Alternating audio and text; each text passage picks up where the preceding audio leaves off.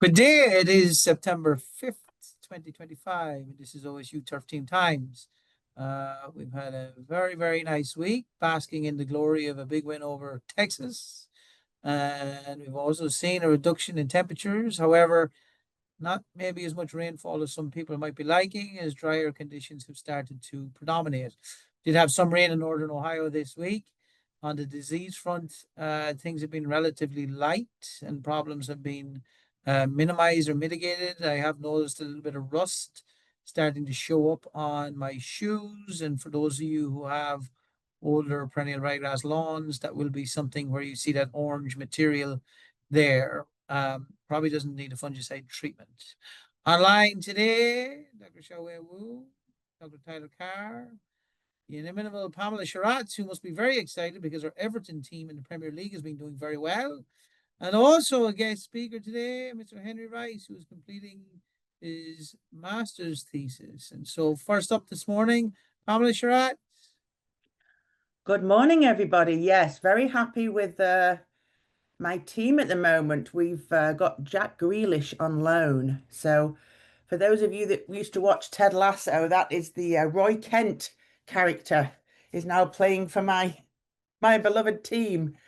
Yes, so I just wanted to briefly mention, as you said, Ed, we're pretty dry here in central Ohio at least. And even though the temperatures have dropped, and I think we'll be in the mid 70s this weekend, it's going to get back up into the mid 80s by next week. And we've got no rain forecast at least for the next 2 weeks. So those of you that did seed, obviously the seeding window, we're right in the middle of the seeding window right now.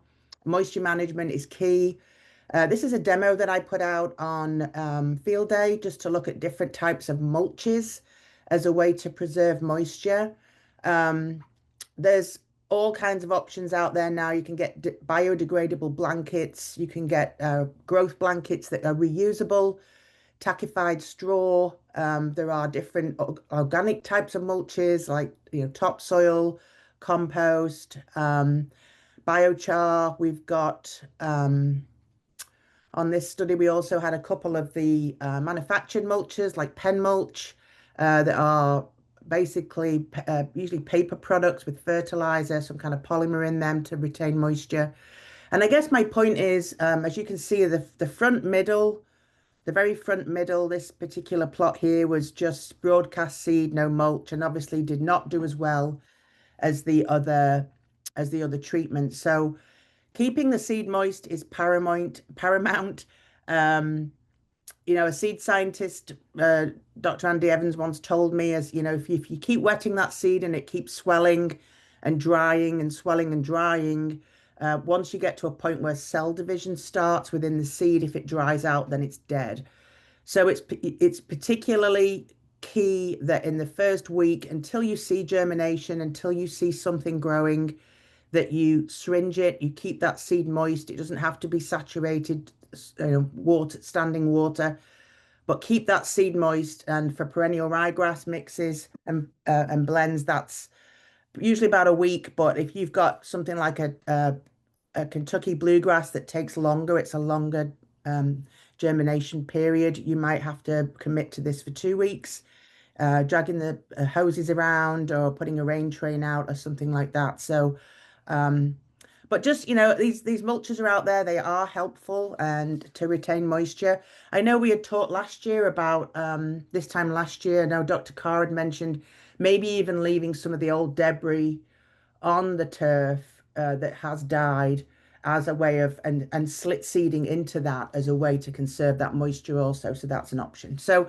that's all really I have. I was thinking of this dry period as being a negative, but then Brian Hall, I saw this morning at Sylvania, said that the dry weather is actually not too bad for him because it's something that he can control on his fields because he has that irrigation system.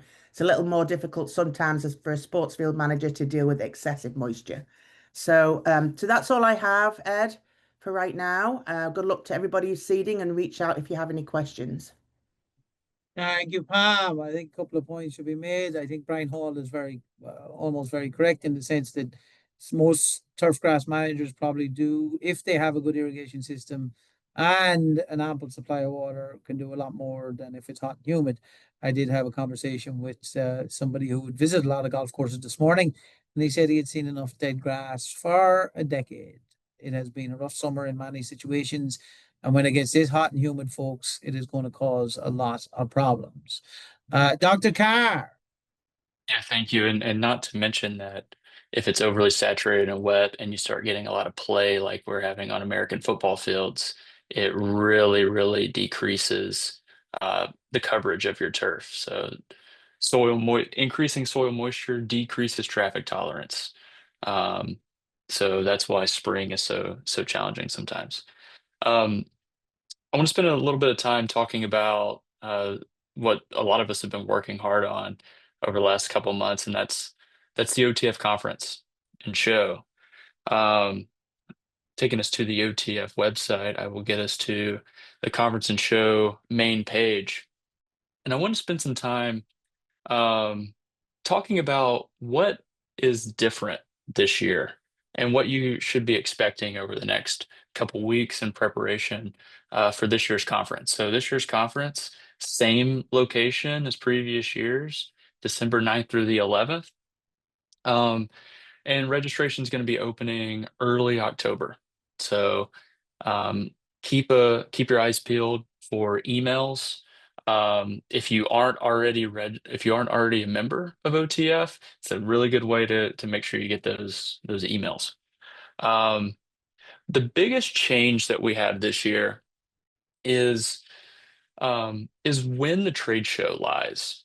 So in previous years, we've had the trade show on Tuesday and Wednesday, like you see here in this table. Um, but this year, we have the trade show moving to Wednesday and Thursday. So essentially, when the trade show ends on Thursday, the conference is over. If you have typically attended the conference for education on Tuesday, Wednesday, if you come for Wednesday, Thursday this year, you won't notice anything differently. Just come Wednesday, Thursday, you'll have your education. On Thursday, you'll go to the trade show, and once the trade show is over, everybody packs up and goes home. So, if you want some additional education this year, there are going to be various seminars and workshops available on Tuesday, beginning at 10 a.m. Gives you a little bit of time to drive in from a corner of the state. So we'll have education. Tuesday, beginning at 10, we're bringing back the banter sessions that we had last year. Those are going to be Tuesday afternoon. And so if you're a company that typically hosts a party during the conference, and you typically host that on Tuesday night, my recommendation would be to host that on Wednesday this year. The bulk of the crowd should be there Wednesday going into Thursday. So as you go through this page, the schedule should be coming soon for our education. I want to highlight here we will be applying for over 50 hours of ODA credits for the entire conference. And so there is no excuse for you not getting your ODA credits. You could probably go to the conference just on Wednesday, once every couple of years, and get all the ODA credits you need. Um, all the educational tracks are located here. Um, and for those of you that are interested in exhibiting, there's some information that was sent out yesterday, but there will also be um, the trade show spaces will be open and registration for exhibitors coming in mid-September. So be on the lookout for that if you're interested in exhibiting. We're really excited about this year's conference, so make sure you follow OTF on their social media. Make sure you're getting OTF emails, so when it's time to register, you will be prepared to do that. Last thing I want to add is we have locked down 2 hotels. The headquarter hotel will be the Hilton, and the secondary hotel will be the Hampton Inn. So all of that information should be on the site um, in the next week, so you can go ahead and get your hotel booked for the conference. Okay, that's all I have, guys. So Dr. Carr, some follow-up questions. In previous years, there's been group registration discount, early registration. Are those things that potential attendees can expect to see this year? I definitely think the early registration will be something that we'll see. We're still trying to decide about the group registration. The group registration pieces create are very challenging to administer. Um, and so I'm just being upfront about that. They're very challenging to administer and get everyone registered. But we want to create pricing that is favorable for everyone. So we're looking for ways to do that, whether it's a promo code or something else. That was good to know. And so they should stay engaged with the websites to make sure that they're aware of whether there's any of these things happening. Yes, and check emails, and maybe we can put this website link at in the notes for Okay. this Turf Team Times episode.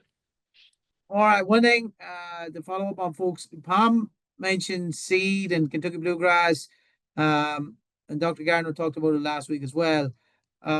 Do be aware that there are going to be different times or lengths of times for germination with our turf grasses.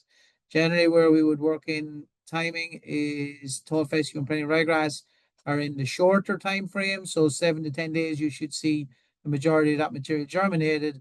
But with Kentucky bluegrass, it may be as much as 14 to 21 days. And we're starting to already see a cool down. So if you're looking at putting down Kentucky bluegrass seed, this is something where you need to giddy up. This is not something that we're going to probably be able to push too late into the year. Now, what we will start talking about later this month is the use of sod across all of those types of turf grasses. And so the timing of seed applications recommended earlier, sod later. But to follow this up, with Dr. Wu, Dr. Xiaowei Wu, take it away.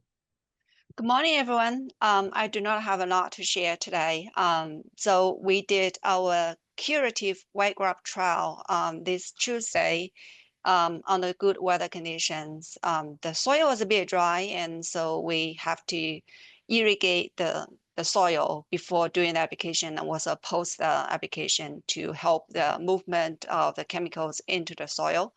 And I also want to give a big shout out to the sports field management field day next Tuesday. And in that, I'm going to give a 1 hour long talk on white grapes. So if you are going to be there. And I would like to introduce my student, Henry Rice. He's a master student program in my program, and he's on his second year. So if you came to the OTF or ORCA field day this year, you might have attended his talks. He gave excellent talks. And today he's going to share about his work and also the research under my program. He has done lots of field site visits and also has done a lot of pesticide, insecticide efficacy trials as well, in addition to his thesis project. So Henry, could you please share your work experience with the folks? Thank you. Yeah, thank you so much for the introduction, Xiaowei. Yeah, I'd be happy to. I have a little slide set to share. I'm going to fire those up here. Is this... What are we seeing right now? Are we seeing just my slides, or are we seeing my presenter view? I think we're seeing your presenter view. Now, there we go, Henry. And you need to, yep, there we go. There we go. How's that look? Give it a second.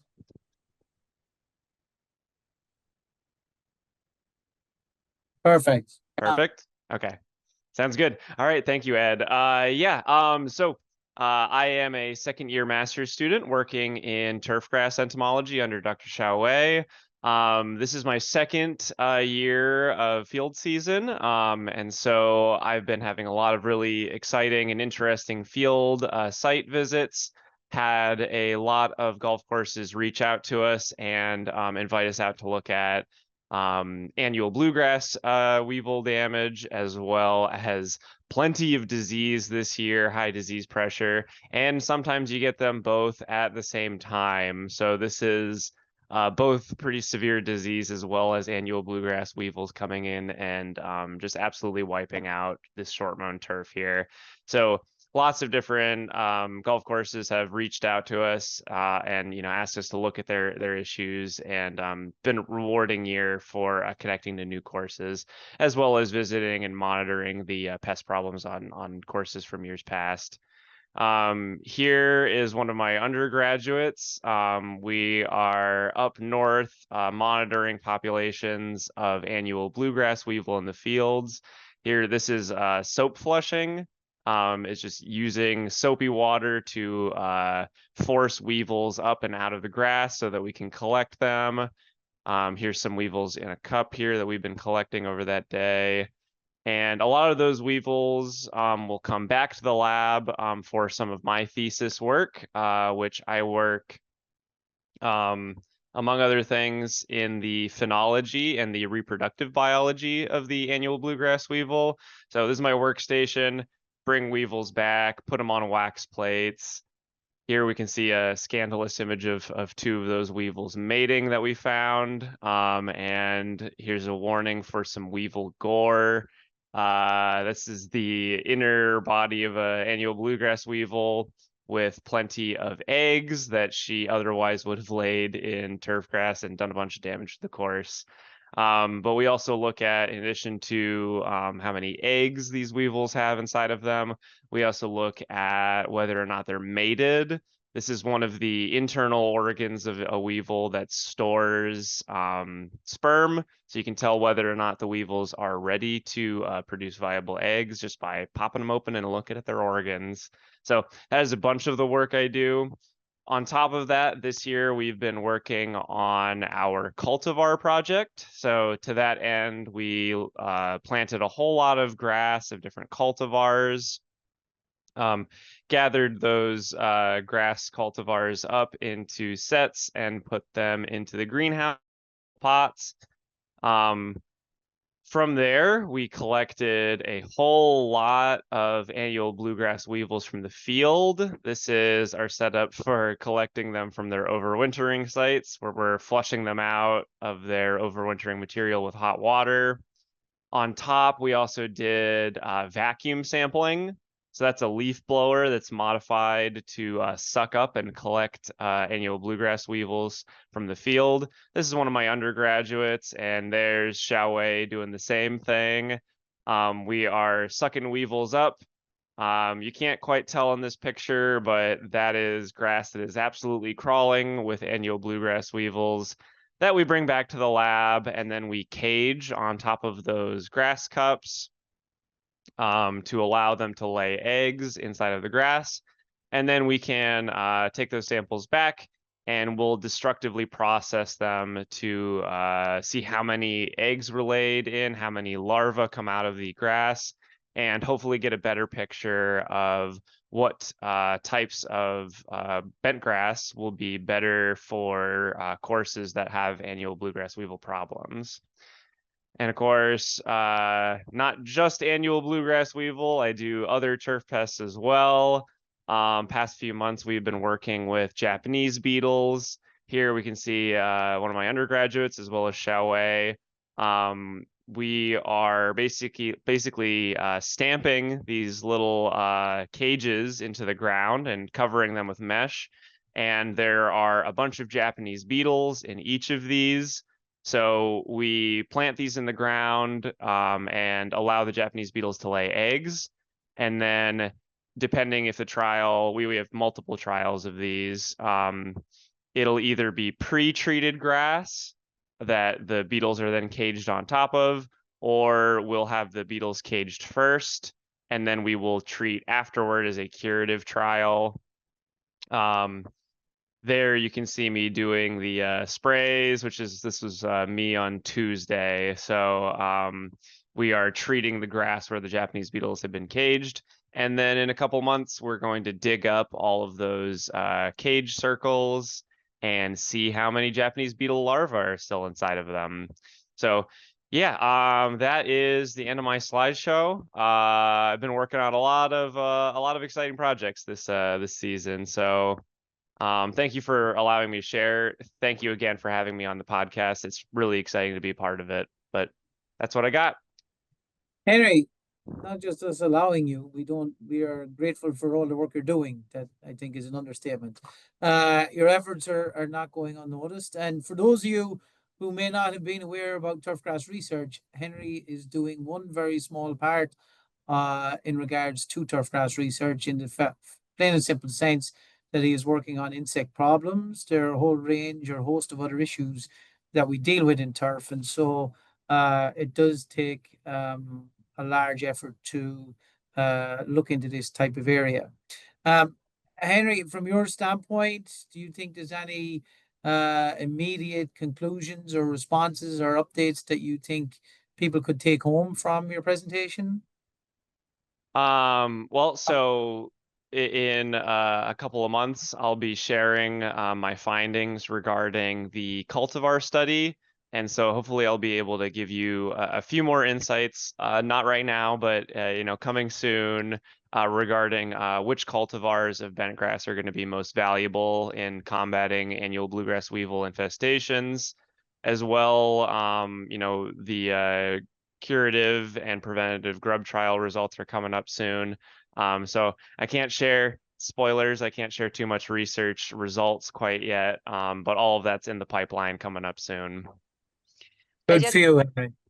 Sorry, I just want to add that Henry also have also assisted with several annual bluegrass weevil trials and also turfgrass ant trial as well. So Thank you, Henry.